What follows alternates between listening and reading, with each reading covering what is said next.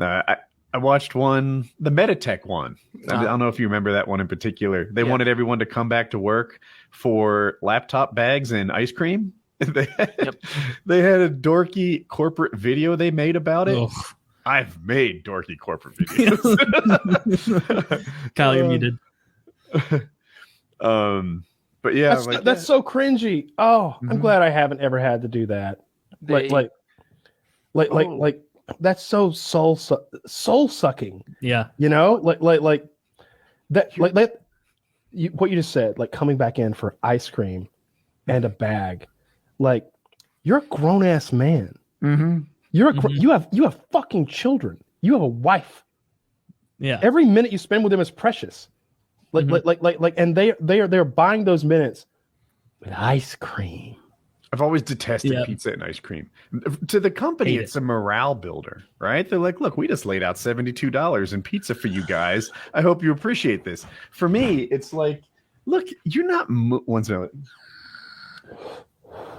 Thanks, baby. You're not moving my due dates. You know, you're not helping me in any way. You're just forcing me to waste this time at work.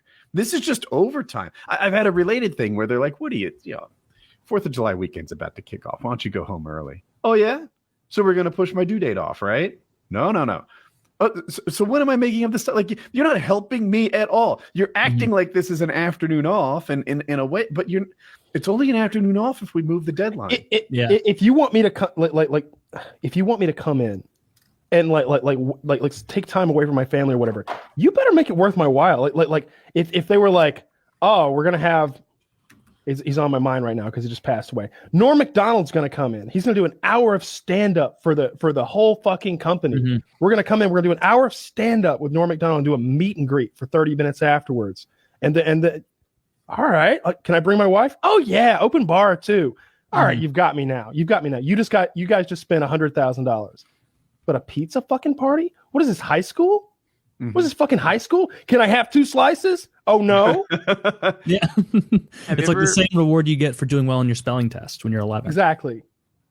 Have you ever been forced to do, well, not forced, but pretty much peer pressured into doing team building activities in like the middle of the day while you have stuff to do, and if you go and you spend that time there to be part of the team, be a team player, whatever, you miss out on time for your deadlines. So if you don't go, you're punished. If you do go, you're punished. Yeah. And that's And so much of those, like, you're not even doing it for the only, like, I remember when I worked at Enterprise, right out of college, they would do this shit where it'd be like, oh, you need to do all these callbacks and all this busy work, and you might have to stay a little extra, but I want you to come back with the manager and role play a couple scenarios with another employee. And it's like, I can't say no because then I'll be on this guy's shit list. And if I say yes, I'm like, just like signing off, like, yep, you pull me in here anytime you want, and I'll have to stay late. I'm already working a 9 to 9. What's a 9 to 10? You know, like, it's just fucking infuriating. Typically, I build in time for shit like my happy place in project management is ahead of schedule and kind of not killing myself. That's where I usually spend my time. So if they inject something like a ropes course, which is like a real example, then you know, we're all okay there. But I kind of like some of those things a little bit. Like, you know, the pizza and ice cream, I freaking hated. It wasn't worth my time. But if we're not going to the office that day, if we're doing an outdoor activity, field trip, it's like work is a 3 out of 10. If you slip in a 6 out of 10 on me, that's a good day. You know, I can see that for sure. I can see that for sure. Like again, like the only real job, like corporate-ish job I've worked was working with AutoNation, right? Selling cars. Mm-hmm. And like there was a day when they brought in like the hot shot salesman to like teach us what's what. Like the guy who had sold so much that now he made more money teaching people how to sell. And I'm always like, all the best salesmen teach people how to sell.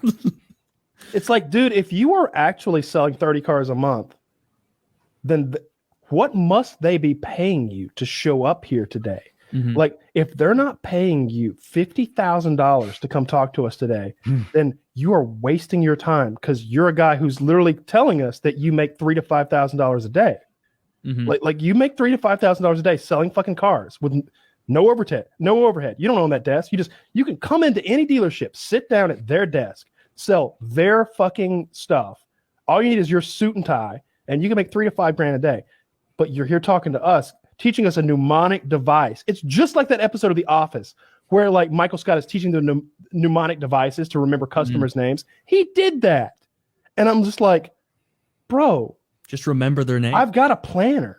Like I've got a planner on my desk. Like I've got one of those big calendars that like is your whole desk. You know, I've got everybody's names written down. Like I've got a book with like I was organized, right? I'm every day I have my calls to make, and I'm calling these. Hey, Barbara, how's Mike doing? Look, we talked about that Honda Pilot last month. I know that didn't work out. We got a brand new one in, and like this one has fewer miles. This one's a different color. Like maybe you want to come take a look. I'm doing that every day. You're just wasting my time. But there was Popeyes after, so I wasn't too mad. That was enough to keep. We were young enough. Popeyes was all it took. At 19, free Popeyes was enough. At night, but like there were 40, 45. I always He's now a Chick-fil-A man. He's advanced since then. Yeah, we're way above. It was free Popeyes, and it was like, but like back then, it would be like. Again, I was 19 with like I got no family. My rent was like.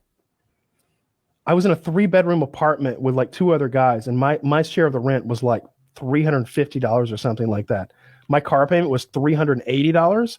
So as long as I can come up with like $800 a month, like I'm golden.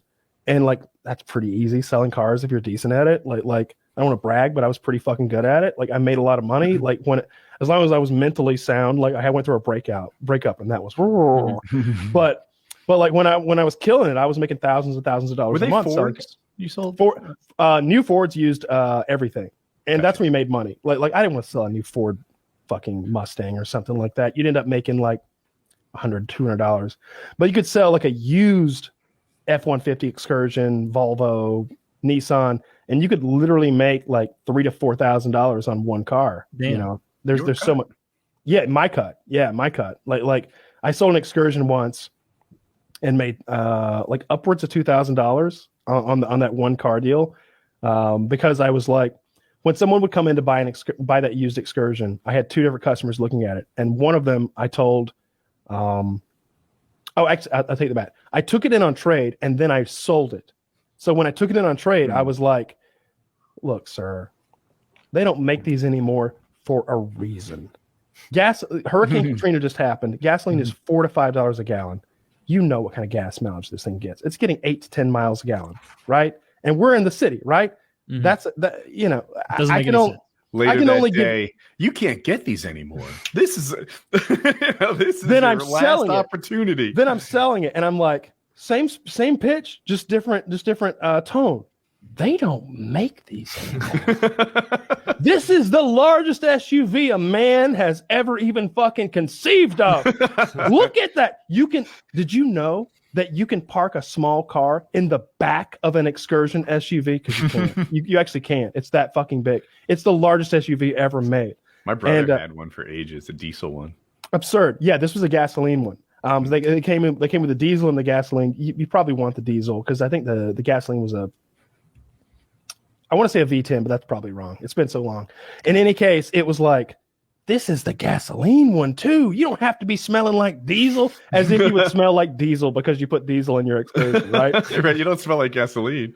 I took it in so low and sold it so high. It was like a $12,000 profit.